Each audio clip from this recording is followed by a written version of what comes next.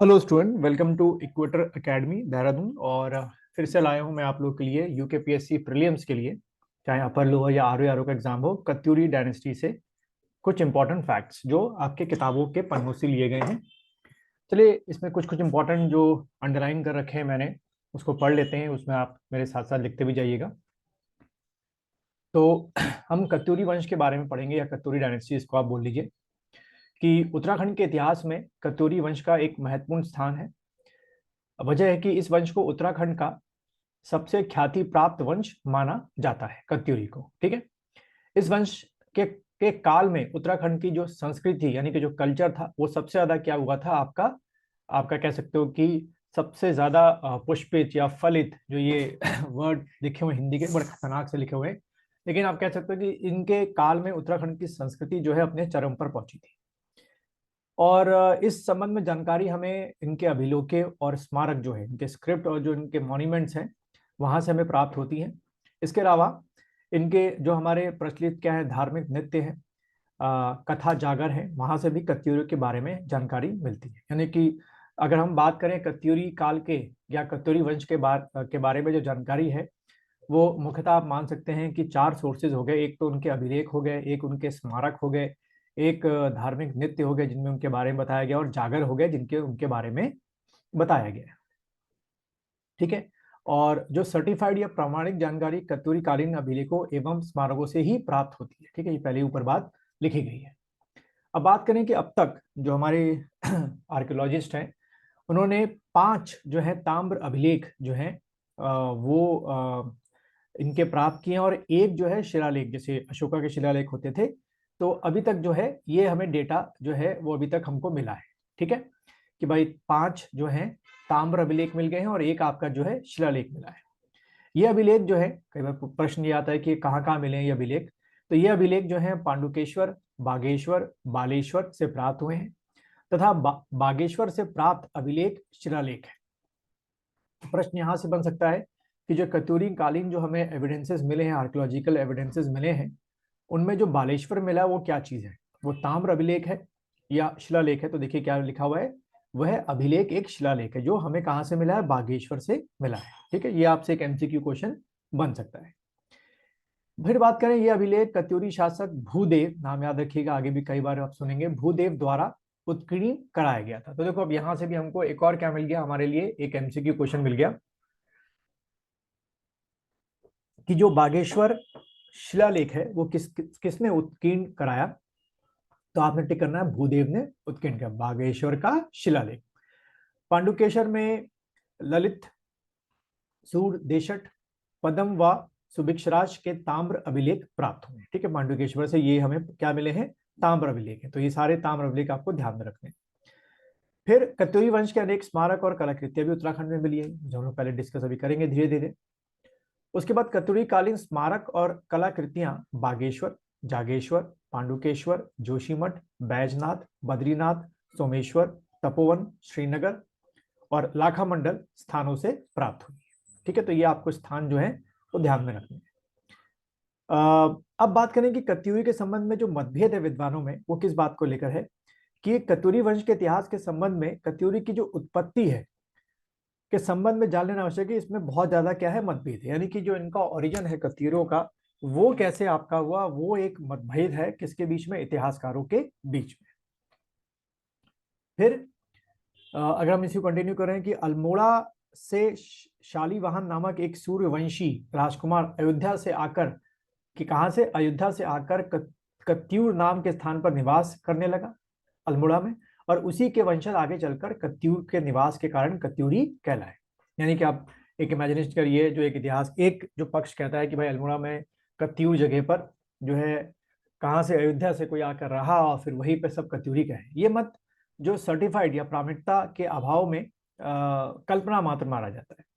तो ये आपकी पहली थ्योरी हो गई कि भाई, पहली थ्योरी क्या कहती है कि कत्यूरी जो है वो अयोध्या से आए थे। दूसरी थ्योरी जो है, वो एटकिंसन ने कत्यूरी वंश को काबुल और पश्चिमी हिमालय के ढलानों में निवास कर रही कटोर नामक आयुध जीवी जाति का माना है। तो ये दूसरी थ्योरी है कि ये कहते हैं कि ये काबुल या वेस्टर्न हिमालय से आए थे। फिर जो हमारे राहुल ये हैं आपके इतिहासकार, ये कतुरी को शक कुषाणों से संबंधित जो है वो मानते हैं। यानी कि आप कह सकते हो कि ये आपकी तीसरी आपकी ओरिजिन की थ्योरी है कि जो राहुल हैं वो इनको कहाँ से मानते हैं, शक कुषाणों से संबंधित मानते हैं। अब हमारे एग्जाम के लिए कैसे बन सकता है यहाँ से एमसीक्यू क्वेश्चन? एमसीक्यू क्वेश्चन ये बन सकता है कि एक तरफ आपको सोर्स या इतिहासकार दे दें, किसने क्या कहा, और राइटिंग साइड पे कि इनका क्या मत था कि ये लोग कहाँ से आए थे। वेरीफाइड, क्योंकि अभी जब पहले पढ़ा कि किताब में लिखा हुआ है कि इतिहासकारों के बीच में ही मतभेद है, तो हम वो मतभेद से ही क्वेश्चन बना लेंगे। ठीक है।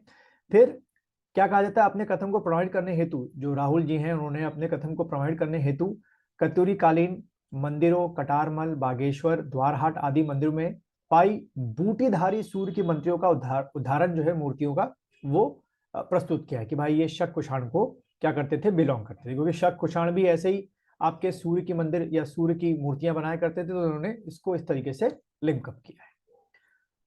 फिर उत्तराखंड के इतिहास के पुरोधा में कि शिव प्रसाद डबराल जी के अनुसार कत्यूरी जो है वो खश थे। ठीक है, तो ये चौथी आपकी थ्योरी आ गई कि भाई कत्यूरी क्या थे। फोर्थ थ्योरी आ गई, कत्यूरी का क्या था, किसको बिलोंग करते थे, खश को आपके बिलोंग करते थे। तो आपको क्वेश्चन कैसे आएगा, एक तरफ देंगे राहुल, राइट हैंड साइड पे आपको शक कुषाण होगा, एक तरफ देंगे शिव प्रसाद डबराल, राइट हैंड साइड पे खश होगा आपका। ठीक है, इस तरीके से अपने मत को प्रमाणित करने के लिए शिव प्रसाद डबराल जी बंगाल के पाल शासकों के अभिलेखों का सहारा लेते हैं। फिर कत्यूरी वंश की प्रारंभिक राजधानी जो है वो कार्तिकेयपुर में थी, ऐसा माना जाता है, और कार्तिकेयपुर जो है वो जोशीमठ के पास स्थित थी। तो अब देखिए, अभी ये लोग बोल रहे हैं कि अल्मोड़ा में थे, फिर सीधे कहाँ चले गए, सीधा आपका चमोली की तरफ चले गए, जोशीमठ वो इतना। ठीक है, खैर, तो इसलिए बोला ना कि इतिहासकारों के बीच में ही इनके ओरिजिन को लेके मतभेद है, और वहीं से हमने फिर क्वेश्चन यहाँ पे तैयार हो गया। कार्तिकेयपुर जोशीमठ के पास स्थित है, और कालांतर में कत्यूरी शासकों ने कार्तिकपुर का त्याग कर दिया। अब इसकी भी वजह जो है वो ज्यादा ब्रीफली लिखी नहीं है कि कत्यूरी शासकों ने जो कार्तिकेयपुर यानी कि जोशीमठ का जो है त्याग क्यों किया था, और लेकिन नई राजधानी जो है वो बैजनाथ कार्तिकपुर की सुरमई घाटी को बनाया। बैजनाथ में कत्यूरी वंश की राजधानी कत्यूरी राजा नरसिंह देव के समय प्रस्थापित हुई थी। तो पूछ सकते हैं कि बैजनाथ राजधानी किस कत्यूरी राजा के सामने किस काल में बनी, तो भाई आपने टिक करना राजा नरसिंह देव के काल में बनी। कत्यूरी वंश के अभिलेखों में, तो ये नरसिंह देव याद रखना, रट्टा मार लेना, नरसिंह देव। कत्यूरी वंश के अभिलेखों में कत्यूरी वंश के शासकों का नाम उल्लेख मिलता है, तो ये साफ साफ उल्लेख हमको एक लिस्ट मिल जाती है।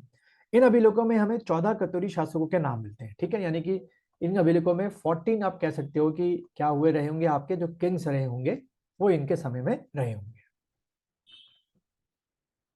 अब बात करें कि कत्यूरी वंश की स्थापना का श्रेय बसंत देव को दिया गया है, और जनश्रुतियों के अनुसार कत्यूरी वंश की स्थापना वासुदेव ने की थी। तो यहाँ पे देखो कंट्रोवर्सी हो गई, एक जो है वो आपका किसको, बसंत देव को मानते हैं, एक जो जनश्रुतियां हैं वो आपका वासुदेव को मानते हैं।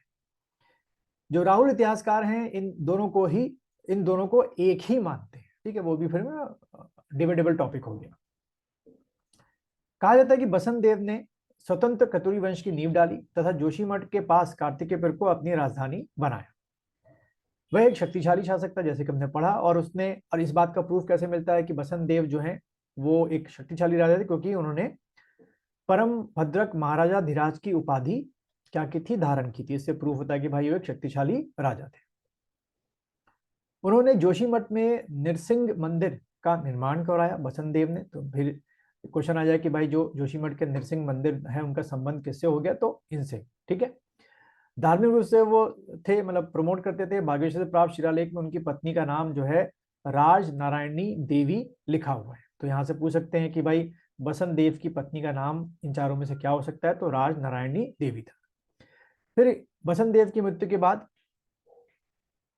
उनके पुत्र जो है शासक बने, परंतु अभिलेखों में वो नाम मिटा मिलता है, लेकिन यह मिलता है कि उसकी उपाधि भी परम भद्रक महाराज धीराज थी। वह शैव मत को मानते थे। ठीक है, और बागेश्वर शिलालेख में बसंत देव के पुत्र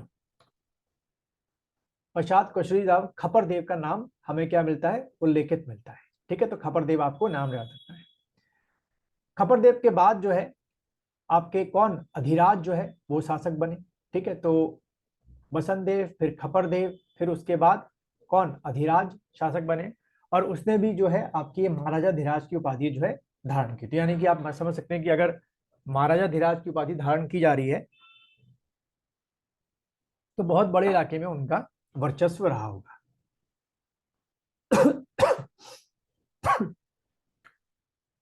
भागेश्वर शिलालेख में उनकी पत्नी का नाम भी लिखा हुआ है और उनके पुत्र त्रिभुवन राज कत्यूरी वंश की गद्दी पर आसीन है। यानी कि अधिराज के बाद फिर त्रिभुवन राज जो है वो आपके गद्दी पर बैठे। त्रिभुवन राज ने अनेक मंदिरों को दान दिया और त्रिभुवन राज के पश्चात कत्यूरवंशी बागडोर निम्बर ने संभाली। यानी कि त्रिभुवन के बाद फिर अब कौन आए, निम्बर आए। निम्बर को बागेश्वर अभिलेख में निम्बर्त और पांडुकेश्वर अभिलेख में श्री निम्बर जो है वो कहा गया है, और ललित सूरदेव के त्राम्ब अभिलेख में भी उसकी प्रशंसा की गई है। निम्बर की कोई उपाधि लेखों में उत्कीर्ण नहीं। निम्बर की रानी का नाम जो है दाशु या नाथु देवी बताया गया है। फिर उससे उत्पन्न पुत्र का नाम जो है ईष्टगढ़ देव बताया गया। यानी कि निम्बर के बाद आपका ईष्टगढ़ देव जो है वो आपका राजा हुआ, और ईष्टगढ़ देव ने भी महाराजा धीराज की उपाधि धारण की। और अगर हम देखें यहां से क्या कि परम महेश्वर तथा परम ब्राह्मण उपाधियों से विभूत हुए। यानी कि ईश्वर देव को ही परम महेश्वर और ब्राह्मण उपाधियों से विभूतित किया गया, और उनकी रानी का नाम धारा देवी था। ठीक है, और धारा देवी से पुत्र ललित सूर हुए। यानी कि ईष्टगढ़ देव के बाद फिर अब ललित सूर आपके आए। ललित सूर ने भी अपने पिता की बात ही महाराजा धीराज की उपाधि धारण की। ठीक है, और ऐसे ही अन्य उपाधियां जैसे परम महेश्वर और परम ब्राह्मण की भी उपाधि धारण की, और उन्होंने भी अनेक मंदिरों को भूमि दान में दी। फिर यहां से देखिए ललित सूर की दो पत्नियां थी जिनका नाम लाया देवी और सामा देवी था। फिर उसके बाद भूदेव जो है गद्दी पे बैठे। यानी कि ललित सूर के बाद अब कौन आया भाई, भूदेव आपका आया, और उसने भी परम भद्रज महाराजा धीराज, परमेश्वर, परम ब्राह्मण ब्राह्मण भक्त, बुद्ध, श्रमण, शत्रु, ये सब उपाधियां धारण की, और वो कट्टर ब्राह्मण धर्मलंबी था। और भूदेव के बाद आपका सरोड़ादित्य। ठीक है, यानी कि ये कत्यूरी शासक बना, और सरोड़ादित्य की किसी भी उपाधि का उल्लेख कत्यूरी अभिलेखों में नहीं मिलता है। तो ये क्वेश्चन आ सकता है कि वो कौन सा कत्यूरी शासक था जिसका कोई भी अभिलेख का डिस्क्रिप्शन जो है हमें नहीं मिलता है। तो सरोड़ादित्य टिक करके आइएगा। इनके रानी का नाम सिंगला देवी था। और सरोड़ादित्य के बाद जो है आपका कौन, ईष्ट देव, यानी कि ईष्ट देव जो है वो शासक बने। तो आप देख रहे हैं खपर देव, अधिराज, त्रिभुवनराज, निम्बर, इष्ट देव, उसके बाद ललित सूर, भूदेव, उसके बाद सरोड़ादित्य, उसके बाद इष्ट देव या इक्षट देव जो है वो शासक बना, और इसने भी महाराजा धीराज की उपाधि धारण की। तो इस लेक्चर को हम लोग यहीं तक रखते हैं। उम्मीद है ये लेक्चर आप लोग को पसंद आया है। पसंद आया है तो थम्स अप जरूर दीजिएगा।